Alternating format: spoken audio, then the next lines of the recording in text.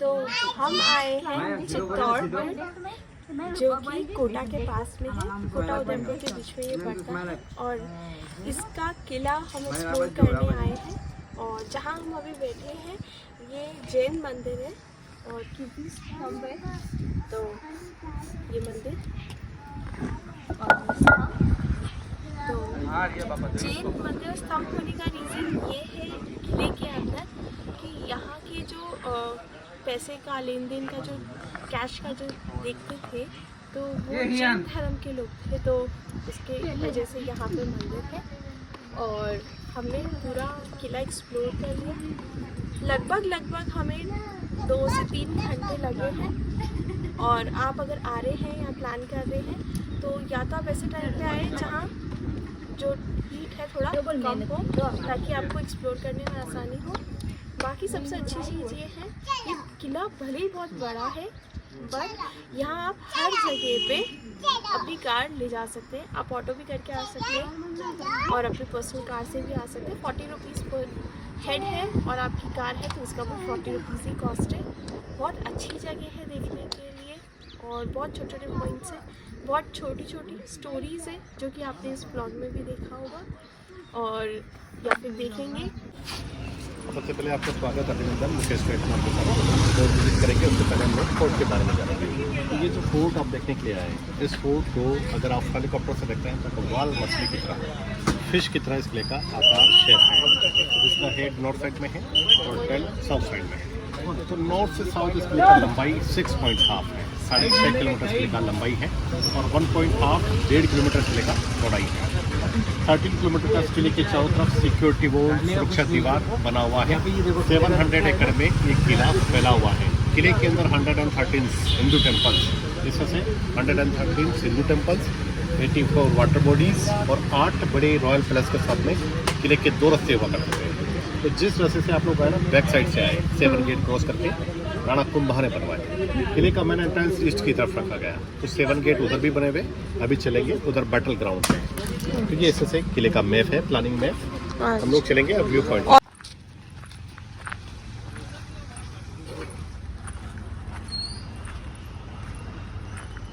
तो जस्ट ये चित्तौड़गढ़ शहर है।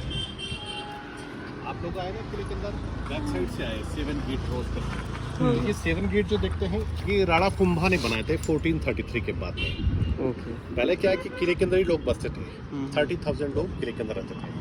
तो राणा कुंभा ने बैक साइड की तरफ 7 गेट बनाए। तो उसके बाद में चित्तौड़गढ़ का डेवलपमेंट किले के बैक साइड की तरफ हुआ है। जो चित्तौड़गढ़ शहर है, चित्तौड़गढ़ शहर को ब्लू सिटी के नाम से जाना जाता है। चित्तौड़ और जोधपुर को ब्लू सिटी के नाम से जाना जाता है। इस चित्तौड़गढ़ शहर के अंदर 2 नदी निकलती हैं, गंभीरी और बाड़ाच।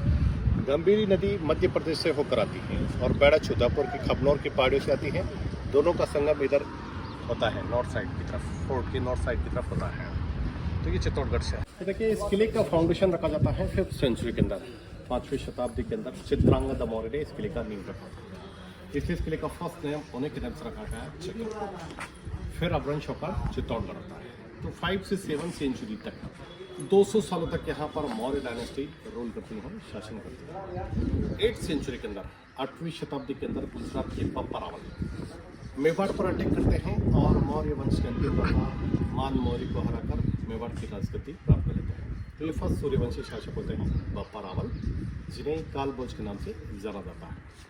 तो 8th सेंचुरी से लेकर 16th सेंचुरी तक 800 सालों तक इस मेवाड़ पर राजपूत सत्ता का केंद्र रहता है। चित्तौड़गढ़ उसका कैपिटल, राजधानी रहता है।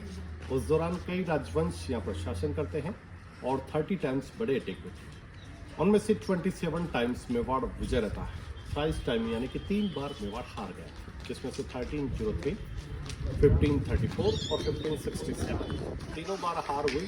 और हार की परिणति जौहर के रूप में होती है।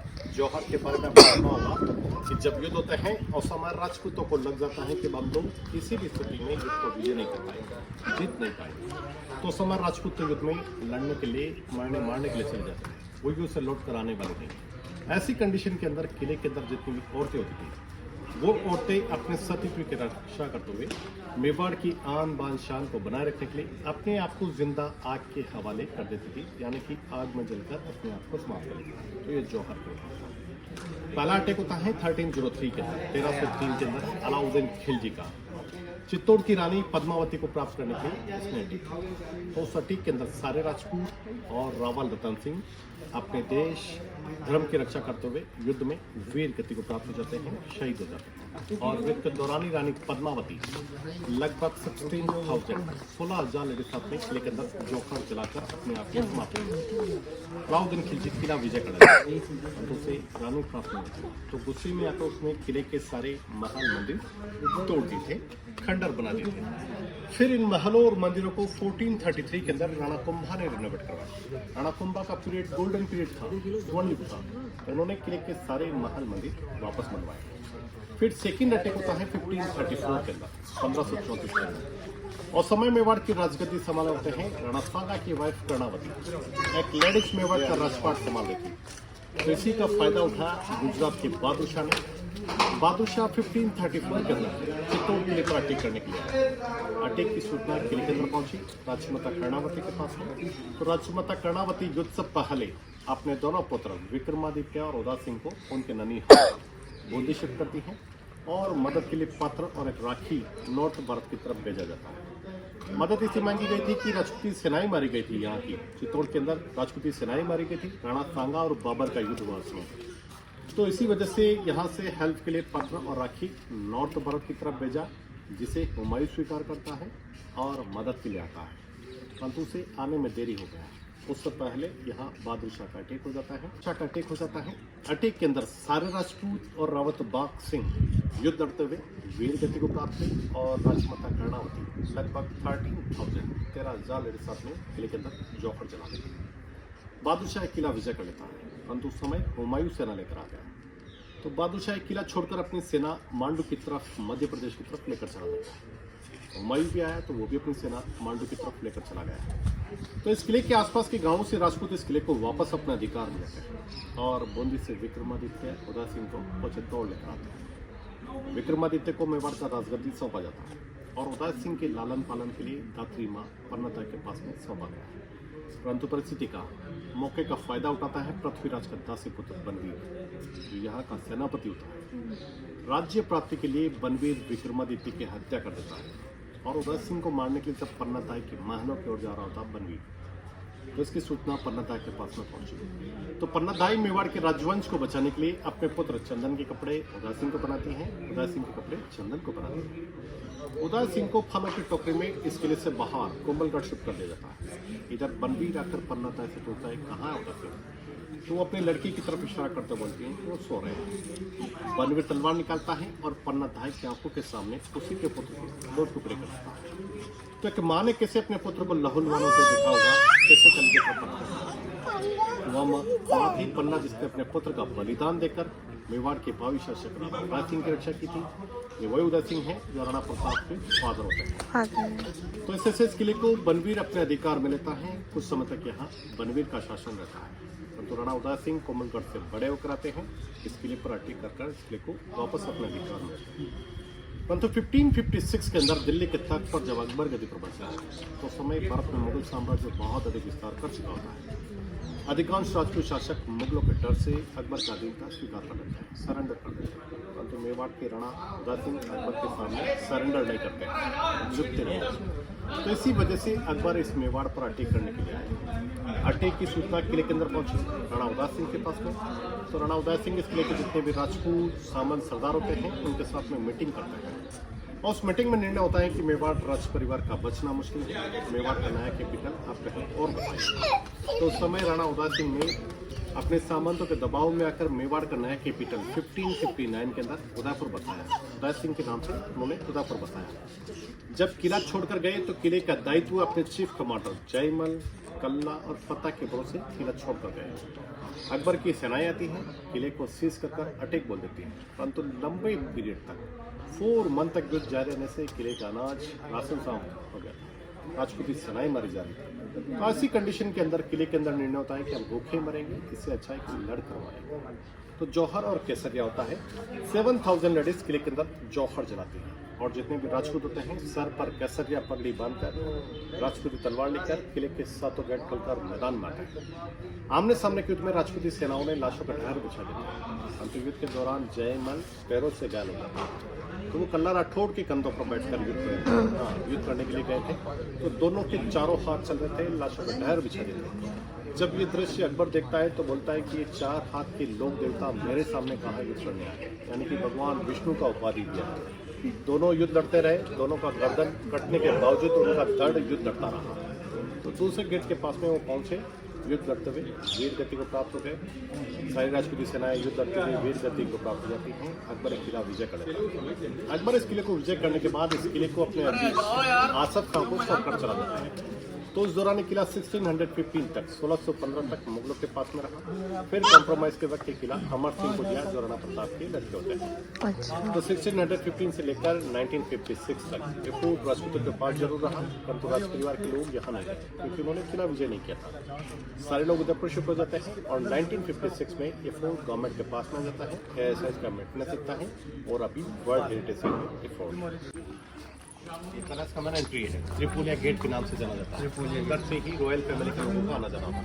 तो मैन एंट्री ये ईस्ट की तरफ रखा गया। जिस रास्ते से हम लोग आए ना वो हमारे आने जाना कर और पे घोड़े के आने जाना मैन एंट्री ये इधर की तरफ। और दिवाली खास जो बोला जाता है ना, और दिवाली खास तो महलों के अंदर होता था, दीवाने आम खुले में होता था। तो दीवाने आम के वक्त राजा रानी इन बालकनियों में बैठते थे।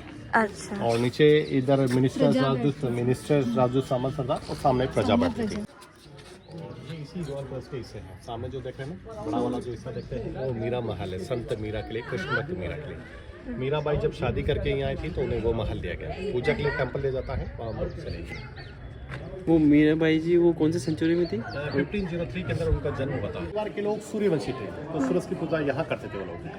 सूर्य की पूजा करने के बाद जिस तरह सूर्य के रथ में 7 घोड़े होते हैं वो यहाँ बांधे जाते हैं। सूर्य की पूजा होने के बाद इन हॉर्स की घोड़ों की पूजा होती है। पूजा के समय इस नौबत खाने में ढोल नगाड़े म्यूजिकल शनाई यहाँ बजेगी। जब मौसम खराब होता है उस समय सूरज दिखाई नहीं देता है, तो उस समय सोने के सूरज की पूजा की जाती है।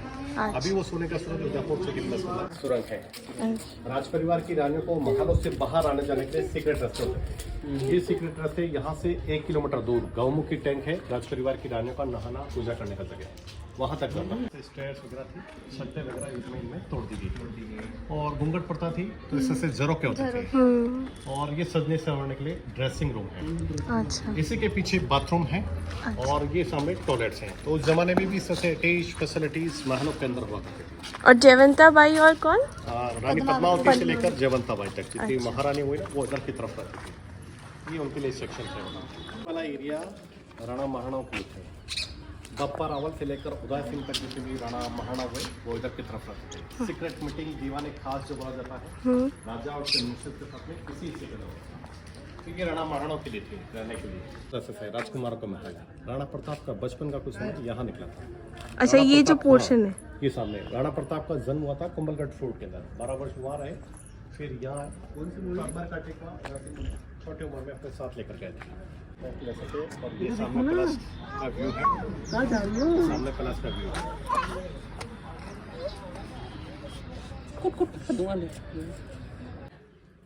ये सारे लाइम स्टोन के ऊपर लाइम स्टोन सैंड स्टोन पर बने हुए हैं।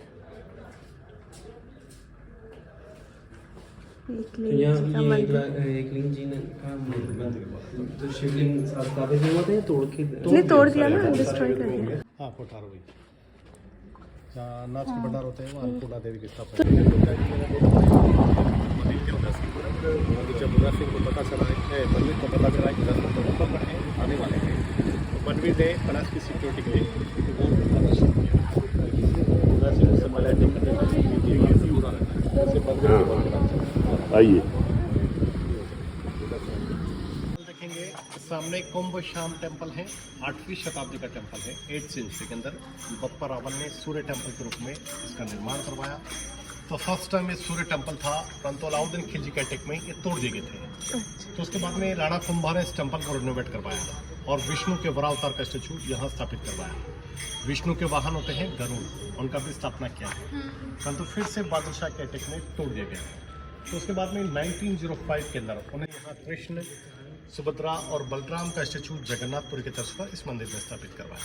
इस मंदिर का लुक आगे से देखते हैं तो गुजरात का सोमनाथ का टेम्पल आपने देखा होगा, तो उस तरह का लुक है। मंदिर का पीछे का पार्ट नासिक का त्र्यंबकेश्वर मंदिर, जगन्नाथपुरी के टेम्पल, कोणार्क टेम्पल देखा हो तो उस तरह का लुक देखने को मिलता है। सन टेम्पल के हाँ, सन टेम्पल कोणार्क कोणार्क। एक टेम्पल ये है। इसी के बाजू में मीरा टेम्पल है। मीरा का जन्म होता है अजमेर पुष्कर के पास में मेड़ता सिटी के अंदर। मतलब मीरा का शादी मेवाड़ के अंदर हुआ था, राणा सांगा की लड़की कुंवर भोजराज के साथ। परंतु शादी के 2 वर्ष बाद मीरा के नाम के पति भोजराज की अकाल मृत्यु हो गई। तो उनके बाद में उनके देवर विक्रमादित्य मेवाड़ की राजगद्दी संभालते और आखिरी में द्वारिका के अंदर लॉर्ड कृष्णा की मूर्ति के अंदर मीरा विलीन हो जाती है, समा जाती है। तो आपने कहीं पर भी नहीं सुना होगा कि मीरा को कहाँ जलाया, कहाँ दफन। मीरा का अंत नहीं बताया हाँ, कभी भी। वो कहीं पर भी किसी राइटर ने नहीं लिखा है। अच्छा। तो मीरा जब यहाँ से गई तो ओरिजिनल मूर्ति लेकर गई थी, तो उसके अच्छा। बाद में 2002 में नया मूर्ति लगाया लॉर्ड कृष्णा और मीरा का। अच्छा। इसी मीरा मंदिर के सामने एक स्मारक बना हुआ है। मीरा के गुरु थे संत रविदास, रविदास उनका स्मारक है, उनके पदचिन्ह के निशान थे। तो मीरा जब अपने भगवान के भजन कीर्तन करती थी उससे पहले अपने गुरु को याद करके नमन करके फिर भजन कीर्तन क्या करती थी। ऊपर 5 बॉडी 1 हेड, जिस तरह हमारे शरीर में पंच तत्व होते हैं ना, उन्हीं को दर्शाए हैं। तो ये जैन टेम्पल रणकपुर आप गए हो तो उधर देखने को मिलता है या फिर यहाँ देखने को मिलता है। 5 body 1 head. Tower of victory है विजय स्तंभ। इस टावर का निर्माण राणा कुंभा ने करवाया था। राणा कुंभा ने इसे करवाया था कि गुजरात के अहमद शाह और मांडू के सुल्तान खिलजी दोनों को एक साथ हराया, यानी कि 2 स्टेट को हराया था, गुजरात और मालवा। तो उनकी विजय की याद में ये टावर बनाया। निर्माण का जो पीरियड था वो 1448 से लेकर 1458, 10 ईयर्स लगे थे इसको बनने में, और 90 लाख रुपीज़ का उस जमाने में खर्चा हुआ था। आज 90 लाख रुपये दो तो इससे का टावर नहीं बनेगा। राणा कुंभा विष्णु के भक्त होते हैं, तो 9 ग्रह के रूप में 9 खंड इसके बनाए हैं। इसका हाइट 122 फीट इसका हाइट है और 157 स्टेयर्स हैं, 157 सीढ़ी है। लाइन स्टोन के पत्थर पर ये टावर बनाया गया है। पत्थरों को जोड़कर इंटरलॉकिंग करके इसको बनाया गया है। कहीं पर भी चूना सीमेंट का यूज नहीं है। इस टावर के अंदर जाने का रास्ता है, परंतु कोविड के बाद इसे बंद कर दिया है। और इस टावर के चारों तरफ अंदर और बाहर हिंदू देवी देवताओं की मूर्ति देखने को मिलती है। तो मूर्ति किला का विश्व कोश के रूप में और सिंबल ऑफ राजस्थान के रूप में भी इस टावर को जाना जाता है। चलो। और ये एरिया जितना भी गार्डन वाला जगह देखते हैं आप लोग, ये सारा गार्डन वाला एरिया ही 1958 के अंदर, इधर आ जाइए, इस एरिया के अंदर एक्सकवेशन हुआ, खुदाई हुआ। तो जली हुई राख, सोने चांदी के एम्बुशंस, बोन्स वगैरह यहाँ से निकले थे। तो ये उस जमाने का जौहर कुंड हुआ। परंतु 1958 के अंदर एक्सकवेशन के बाद इस एरिया को गार्डन के रूप में बनाया।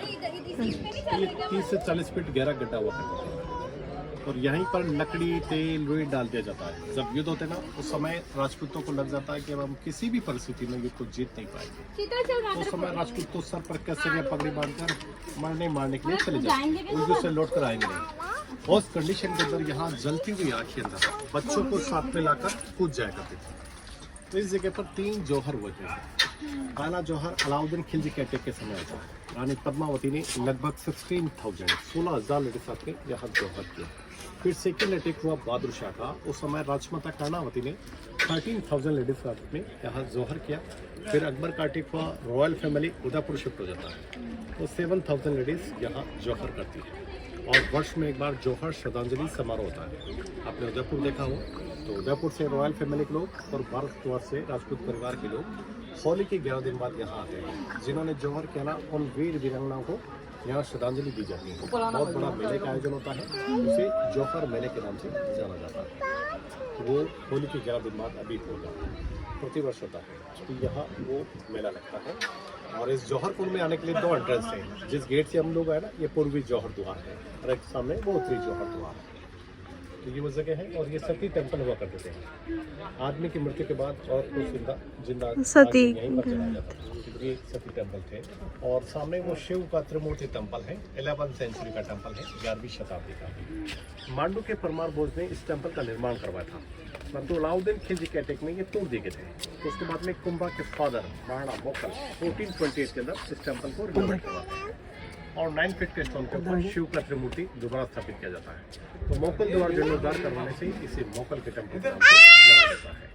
तो एक ही सिंगल स्टोन पर है, 9 फीट के स्टोन के ऊपर। आप मुंबई गए होंगे, अब ऐसे बहुत कम जगह पर देखने को मिलेंगे। तो गणपति जी अपने फैमिली के साथ में है, आपको ऐसी बहुत कम जगह देखने को मिलता है। गणपति जी रिद्धि सिद्धि शुभ लाभ अपनी फैमिली के साथ में है, बहुत कम जगह देखने को मिलता है। अब आप जहाँ पर भी ब्रह्मा जी के मंदिर देखेंगे ना, वहाँ इससे लोटस का डिज़ाइन देखने को मिलता है। लोटस का डिज़ाइन है और ये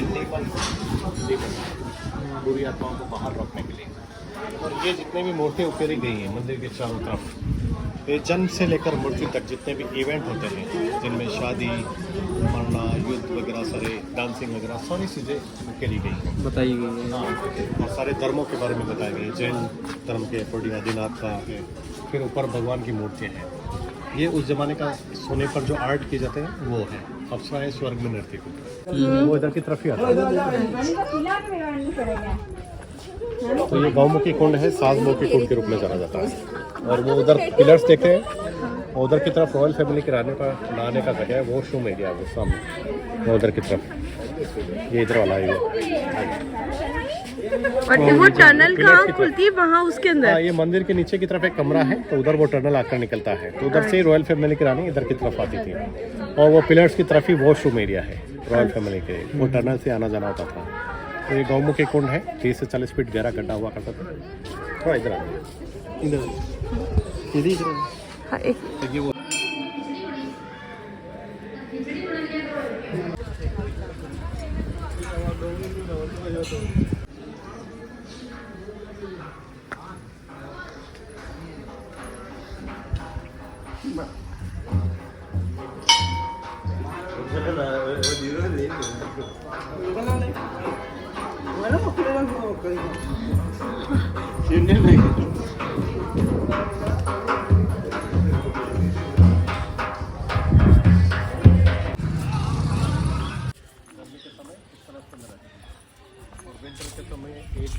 कुंभा प्लस की तरफ जाती थी।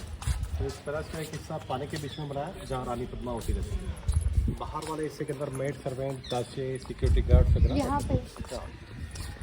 तो ये अलाउद्दीन खिलजी ने इस तरह को तोड़ा, उसके बाद से सज्जन सिंह ने इसे वापस रिनोवेट करवाया। अब देखिए मलिक मोहम्मद जायसी के अकॉर्डिंग स्टोरी है, जिसमें वो रानी का चेहरा दिखाने वाली घटना ये दिखाते हैं, तो वो सारी बातें गलत है। ये मलिक मोहम्मद जयसिंह कौन है? मलिक मोहम्मद जायसी एक राइटर था, उसने एक ग्रंथ लिखा था पद्मावत। ये मूवी जो बना ना उसके अकॉर्डिंग ही बना, और ये चेहरा दिखाने वाली घटना भी वही बताता है, और वो भी 1540 के अंदर लिखता है। बाकी 1303 के अंदर ऐसा कोई राइटर्स नहीं है जिसने चेहरा दिखाने वाली घटना के बारे में लिखा था। आ जाओ मंदिर मंगी आ गया। देखा ही उसने कभी क्योंकि उस जमाने में मिरर थे ही नहीं, मिरर वाली घटना रुक गया था। नहीं, चेहरा भी नहीं देखा, क्योंकि जो राजपूत मारने के लिए तैयार रहेंगे वो क्यों अपनी रानी को चेहरा देखा नहीं, शायद परछाई देखी थी, या फिर है ना सिर्फ वर्णन सुना था, केवल वर्णन सुना था। वो भी ये क्या नाम अपने जो राघव चेतन था, उसने अलाउद्दीन खिलजी को बताया कि रानी की सुंदरता के, जो उनके वो पंडित या जिनको उनकी पद्मावती की वजह से निकाल दिया गया था। तो ये केवल मलिक मोहम्मद जायसी के अकॉर्डिंग स्टोरी थी, उसके अकॉर्डिंग ये सारी चीजें हुई। बाकी जो राजपूत मारने के लिए तैयार है वो क्यों अपनी रानी का। अच्छा, तो उस स्टोरी के अकॉर्डिंग कि मतलब उन्होंने यहीं से देखा था। फेक है वैसे तो अभी इसी वजह से तो ये मूवी बनाना तो विरोध हुआ। अच्छा, और यहाँ पर वो मिरर वगैरह इसी वजह से तोड़े हटाए। एक ये भी था, दूसरा ये था कि आप कभी भी जब राजपूत अटायर देखते हो ना, तो उसमें है ना कोई आपका नहीं दिखता नहीं है, कोई हाँ, बॉडी पार्ट नहीं दिखता। हाँ, उसमें ये भी एक था कि उसमें जब दिखाया गया ना, तो उनको है ना बकायदा प्रॉपर जो राजपूती पोशाक है उसमें नहीं बताई थी, मतलब ये पार्ट है ना कमर वाला, वो बताया था, जबकि ऐसा नहीं था, वो भी गलत था। और वो डांस भी आ सकता है, मैं लिख दूंगा और भी कुछ सकते जाएगा। ये समर ट्रस्ट थे, तो अच्छे टाइप पर रूल्स बनाए गए। इसमें ऐसा बताया गया कि दिल्ली की सुल्तान ने रानी का फ्रेश शीशे यहाँ जो मिरर लगाए गए ना, वो मिरर भी गाइड मूवी बनाना के बाद लगाए थे। बाकी ऐसा कोई मिरर का आविष्कार भी नहीं था और ना मिरर थे। अच्छा, यहाँ गाइड मूवी की शूटिंग हुई है। हाँ, उसमें वो मिरर वगैरह दिखाया गया है, देखेंगे ना। ये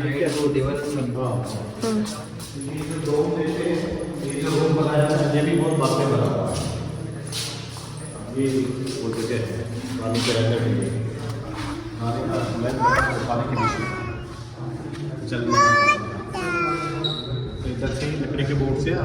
तो ये वो जगह थी, मेरा वाला जो बताते हैं वो ये जगह। तो उस समय क्या है कि यहाँ से टैक्स लिया था उसने, तो उसने बदला लेने के लिए यहाँ मेवाड़ पर अटैक किया था, तो ये कारण था अटैक करने का।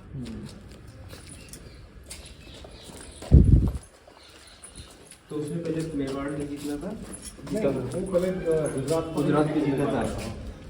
गुजरात मिशन पर गया था, तो टैक्स मांगा, तो उसने देखा कि मैं से टैक्स कैसे मिलेगी।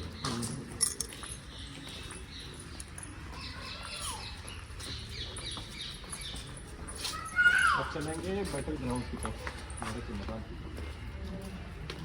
फार्मिंग खेती हो रहा है, यही बैटल ग्राउंड हुआ करता था और इधर से अटैक होता था। अंदर चलो, अंदर चलो, अंदर चलो, अंदर चलो।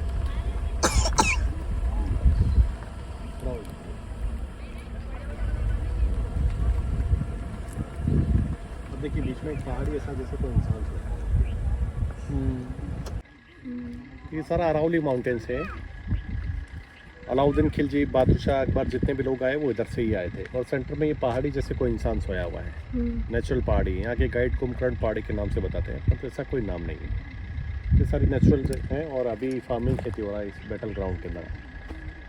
ये हो सके अब यहाँ से नीचे जा रहे हैं। हाँ, और ये मेन द्वार है। ये मेन द्वार है, सूरज कोल गेट के नाम से जाना जाता है। सनराइज के समय ओपन होते हैं, सनसेट ये 7th गेट होगा ना? हाँ, ऐसे 7 गेट नीचे तक थे। मतलब जैसे तो फर्स्ट 7 गेट ऐसे होते थे, तो ये 7 टूट गए थे। हाँ, ये तो मैं टूट गए। तो आई होप आपको अच्छा लगा हो ये वाला ब्लॉग। तो प्लीज़ लाइक, शेयर, सब्सक्राइब। और आपने जो मुंबई वाले ब्लॉग को बहुत अप्रिशिएशन करा, इतने अच्छे व्यूज़ दिए, उसके लिए भी बहुत थैंक यू। ये भी हमारी धरोहर ही है, जिसे हमें संभाल के रखना और इनके बारे में जानना है।